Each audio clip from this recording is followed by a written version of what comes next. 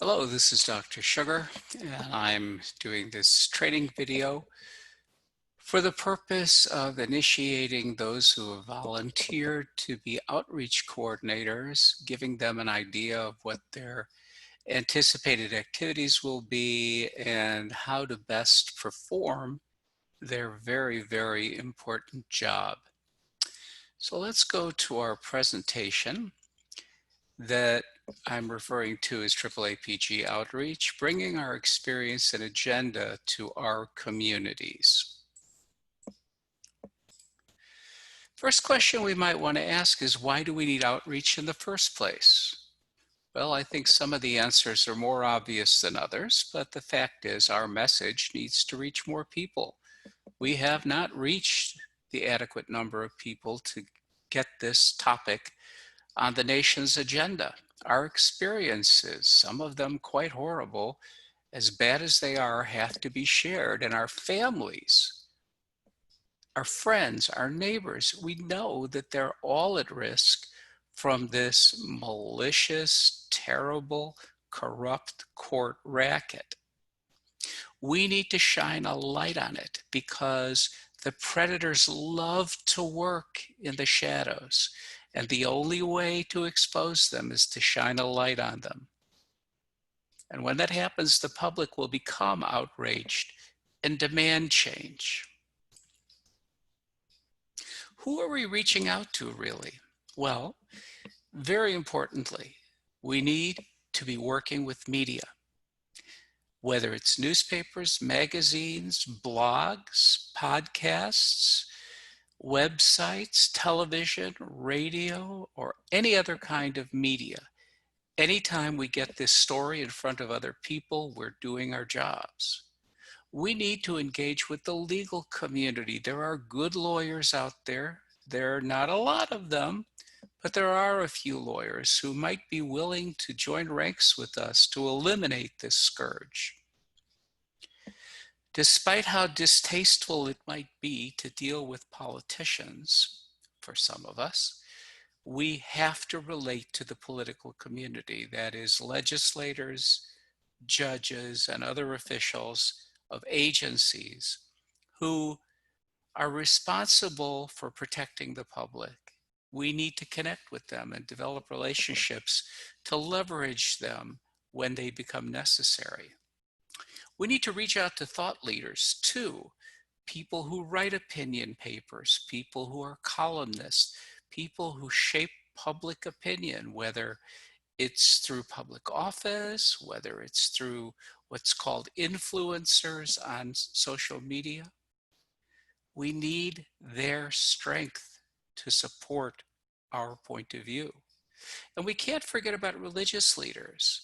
The clergy have been terribly silent when it comes to the way that their flock, as they refer to them, have been abused. We need to engage with them, and we need to gain their support in our battle against this scourge.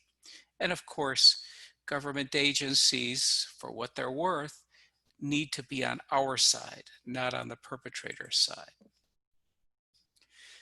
So you can ask the question, who can do outreach? Well, anybody who can effectively tell their story to an audience. Anyone who can master very simple computer and internet skills, like making a Zoom video, making phone calls, sending emails, faxes, or making personal visits with individuals who are influential. Or anyone who can share our experience with anyone else of importance who can foster our agenda of change and rescue. Once you make an initial contact, what are you going to talk about? Well, there's certainly no shortage. You could talk about how advance directives are overturned in a split second by judges in these courts, and how, even though everybody's told to make advance directives, when they're challenged, there is not worth the paper they're written on. We can talk about emergency temporary guardianships and how they take place with incredible speed and with no evidence. We can talk about the legal abuse that these families get from these criminal lawyers who perpetrate this racket. We can talk about the crimes that the guardians commit in front of the judges and how they're so contrary to the intent of the law. We could talk about how lawyers take advantage of the weakness of some families and wards to bill obscene amounts of money. We can talk about the judges, the cold judges, the corrupt judges, the judges who seem to profit from their positions on the bench and how terrible that is. And we can talk about how victims and families are so terribly abused. All of these talking points are directed to the same goal, and that is to convince people that there is a racket, a corrupt racket going on under their noses, and that something must be done about it.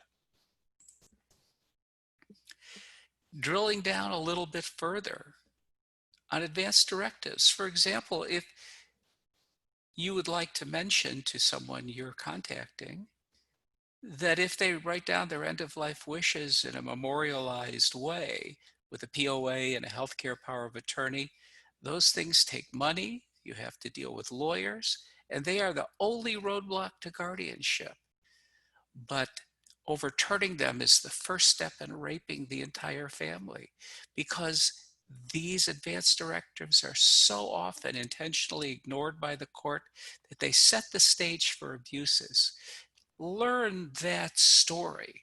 Learn how to tell that story to an influencer of some kind, and you'll be able to convince them to become your ally.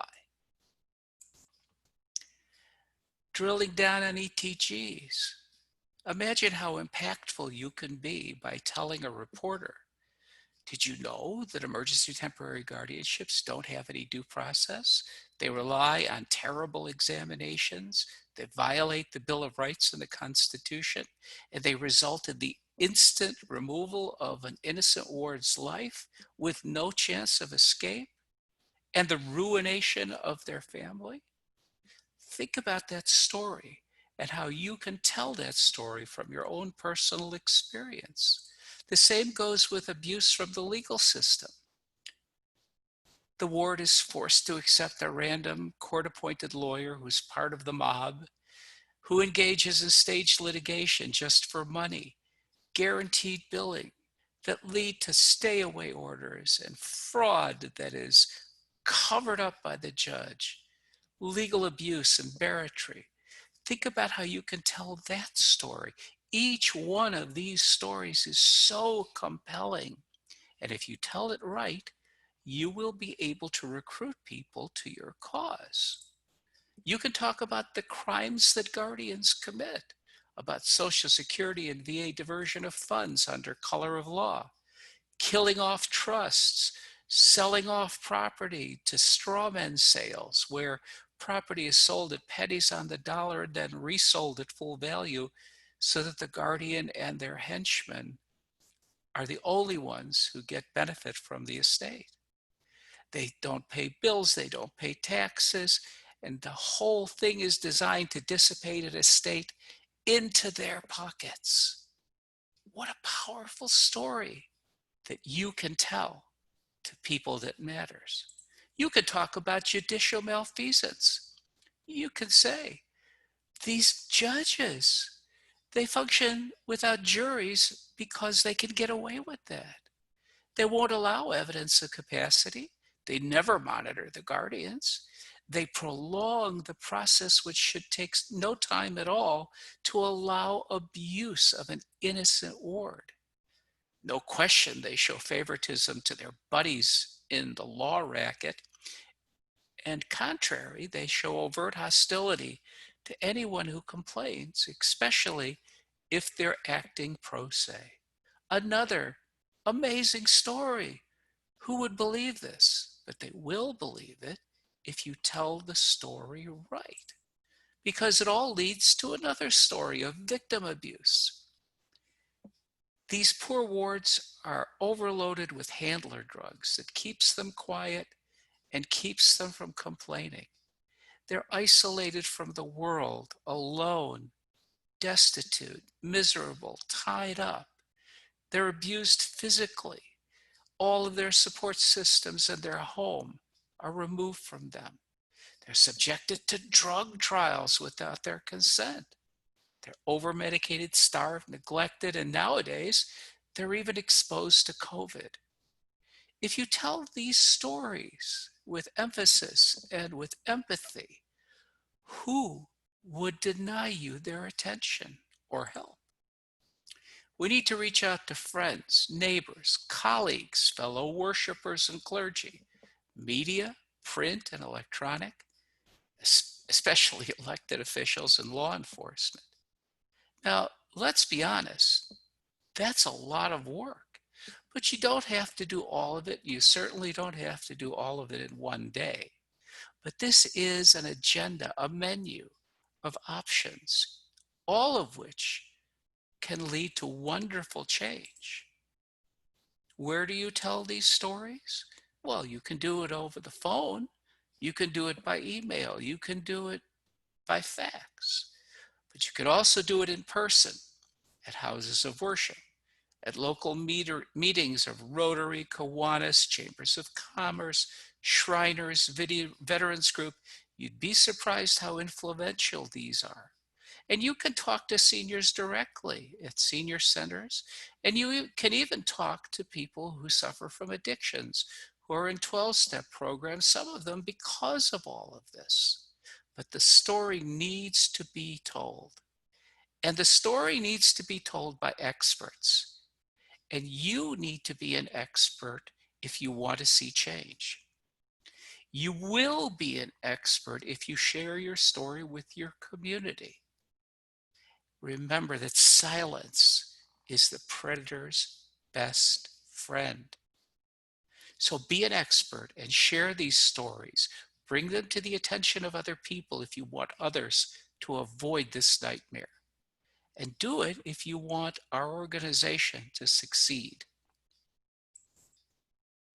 If you do go out to speak in a public venue, introduce yourself for a minute or so to explain your interest in the topic and its importance. Talk a little bit about AAAPG and how it's national and state-based, how it's a nonprofit, and how donations are really gratefully accepted. And make your audience understand that our goal is to prevent new ones and assist existing guardianships, hopefully to end them. Present the topic as a discussion point for exposure. Look for people who might commit to investigate this issue and change things with you. And follow up with the leaders of whatever group you're talking to within a short time to see what impact you've had. Share this information, share your training, and in no time, we will have an army of experts and advocates, and we will see change in abusive guardianship that will lead to good things and safety for our families and for all of us. Thank you.